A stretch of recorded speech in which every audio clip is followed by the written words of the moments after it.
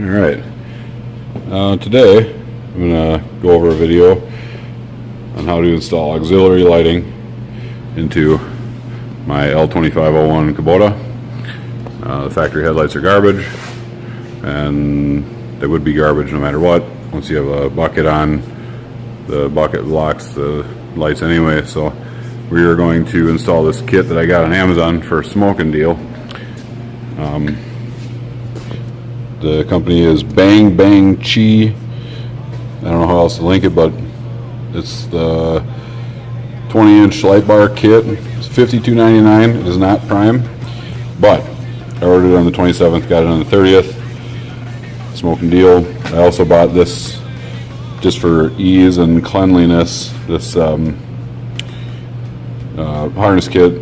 It's not specific to this kit, but it was like $9, and it already has the relays wired up and the fuse and wiring schematic, and it's got 2 poles for the lights, which obviously I'm going to have 2 banks. This will be on one of them. I'm going to probably take the light bar and forward face it right on underneath the top of that roll bar, and then the other 2 I'm going to have rear facing, 2 up top that kind of flood, and 2 down low for specifically focusing on the implement, plow, snow, basically anything you want to be able to see, whatever you got on the 3-point. So that's the plan. So yeah, let's get started. Kind of figured out how I want to do this. I want to keep it clean and simple. So first thing, this handy dandy little lever deal. It's actually quite difficult to pull with one hand. Right underneath the hood here is a pull lever which pops the hood. So I'm not going to run my 12 volt constant. Oh, that's the other thing. I don't want my switch on a switch. That kit comes with this little dash switch, which I haven't decided yet for sure, but I think I'm going to put it right next to this hazard light switch. I was thinking about here, but this will probably be better. I was just a little scared of drilling in the painted stuff, but we'll just be careful with it. I'm going to go ahead and mount my hot constant feed to the switch off of the solenoid hot side from the battery, which is basically just a jumper right to the battery. Doesn't make sense to try to run this thing all the way up. So this is how the kit looks. You got your relay, you've got your 12 volt constant on a fuse here, 30 amp fuse. This one white wire here already has a clip on the end of it for the that goes up into the back of the switch.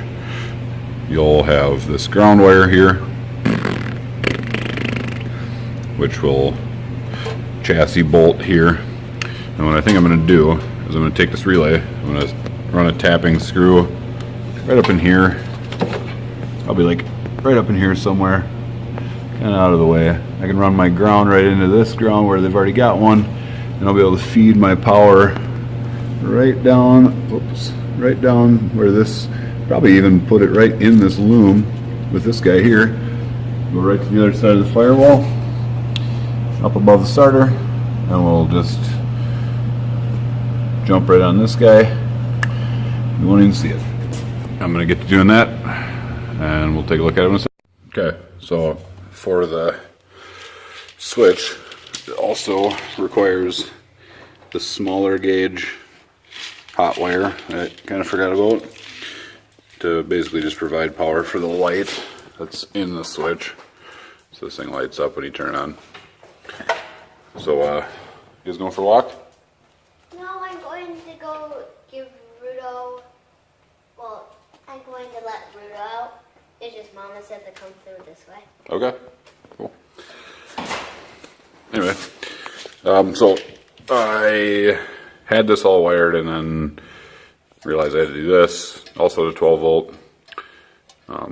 So I don't like these stupid open mouth things, and conveniently enough, I loosened up the nut on this guy and went to pull this wire out, and the fucking end came right off it. So it's not fantastic, but I don't really care. I'm going to cut this end off, and I'm going to splice these two wires together and run them both into one actual hoop fitting, which I took the initiative to remove that shitty.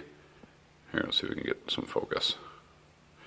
These come with those shitty ass plastic butt connector style crimp things. I hate them, so I always rip them off. And in lieu of them, I just take a big chunk of heat shrink and slide it over the end when I'm done. Makes a nice clean. And you don't have to worry about coming off. Plus, you get a way better crimp on that when you have the bare metal to snap onto. So I'm going to splice these wires. I'm going to dive them both. Oh, yeah. Another thing. This loom is full. I did get this wire in, but I'm not even going to try to fish in this other one, this little wire with it. So I'm going to actually run them through this loom and then make their own separate loom split and go through the firewall here with this rod. It's actually a hydraulic line. I had to go on behind the starter first, and then there's not much room behind the starter in between there and the block, and these diesel tractors shake a lot, so it would have only been a matter of time before it wore through. So what I'm going to do instead is, I think I'm going to, this is actually like a open flapper thing. I'm just going to come maybe in the same hole with the new loom, come across the starter here and right underneath. If it's in a loom, it's going to be fine from the vibration, but I do have this stuff all mounted up now. That came out nice. Threw this in, slap the ground in here. These wires are going to go underneath the tunnel as soon as I'm done here, and to the back. This will get trimmed, go up. The other two wires that come off of this are just this hot that I'm working on now, and then a ground, which is also going to drop down and go in the same spot.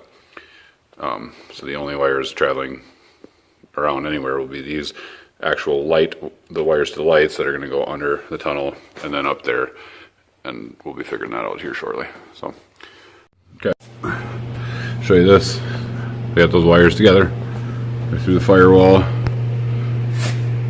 They just route right around the starter. Nothing's tight or whatever. It's got a little bit of room. It can move if it has to, and it's all wired in, spliced together. Run through here, zip tied. Blah blah blah. This wire going up, and I just need the ground to come down here. So right now, put the switch in.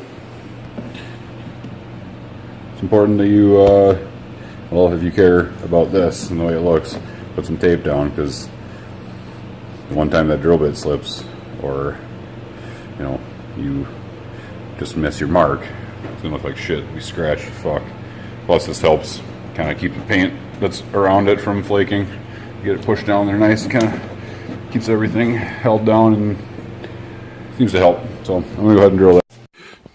Now, finally, wires are all run. They look, I mean, with a light shining on it, doesn't look that great, but when you whatever. Anyway, switch is hot, ready to roll. Well, I checked it all, but I unplugged the battery, as you should do too before you begin this operation. So I'm working on mounting. I'm gonna mount the top bar first, and then I'm gonna have two on the sides right here for kind of like directly side action pump fake. Oh wait, actually reminds me that I think I'm gonna run the light bar facing forward.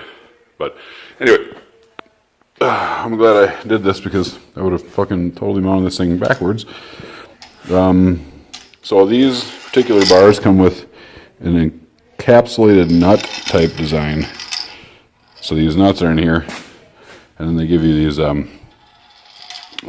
rounded like clip things. It's kind of goofy. It should work. But basically, this thing sits on here, and you put a bolt through and engage one of those nuts, and you have this fairly limited mobility with it. kind of like from there to tip the light. But you can also, if that's not enough or it's not in the right spot for where you're mounting, you can flip it over backwards, roll it, slide whichever way you want. So it's made to, oh, son of a bitch. It's made to be like bolted on something. They provide bolts for this, but I'm putting it on this bar. So what I'm actually going to do is I'm just going to take some of the bigger tech screws that I have, structural screws, and I'm just going to fucking send it with some tech screws.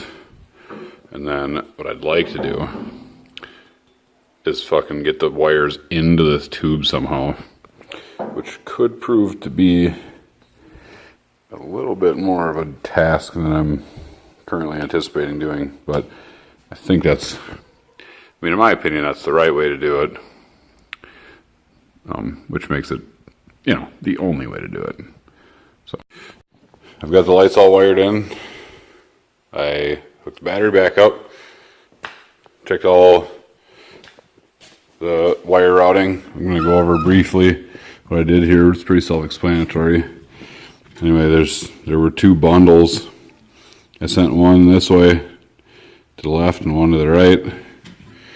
I ended up drilling holes in the bar, and the biggest pain in the ass of this whole thing was getting the wires run through these tubes. I knew I wanted to do it, but I just knew it was going to be a pain in the ass, but it really looks a hell of a lot better. So another thing, these little cast brackets that came with this thing, I had these mounted here, and then I flipped the ROPS down so I could push the wires through the pivot point, and it was kind of like leaning on those, and I think I like pushed into them really hard, but I ended up breaking both of those brackets, and I'm actually anxious to see how the rest of them hold up over time, because that didn't seem like a lot of force, and all this vibration and stuff that you get out of a tractor, it just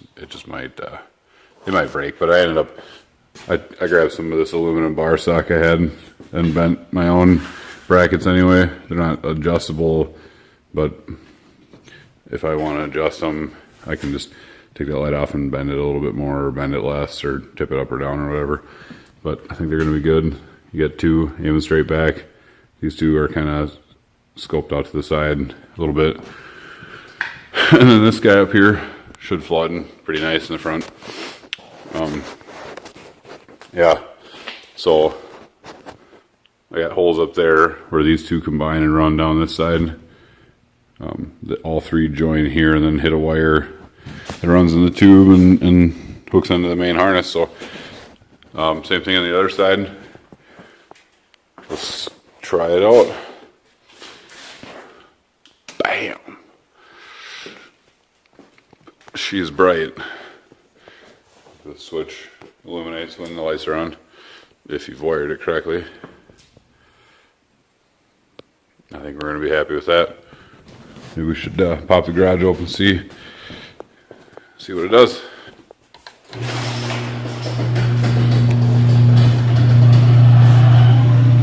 I'm sure my neighbor's going to be pleased.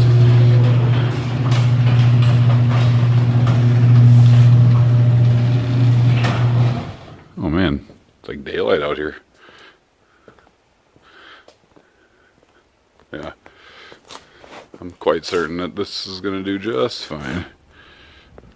So, well, that's the grand success for a whopping $52.99. Well, plus the $9 harness, I guess. So, really, about $60. $60 to beat these factory headlights. It's nothing. I mean, nothing. A few hours of work, depending how meticulous you are. I'm super meticulous, so it takes me a little longer to do this stuff. But yeah, I don't know. Great success. If you want any more info, just ask a question in the comments below. I'll try to answer. There's going to be a lot more videos like this, tech videos. I've got the lights all wired in. I hooked the battery back up. Checked all the wire routing. I'm going to go over briefly what I did here. It's pretty self-explanatory. Anyway,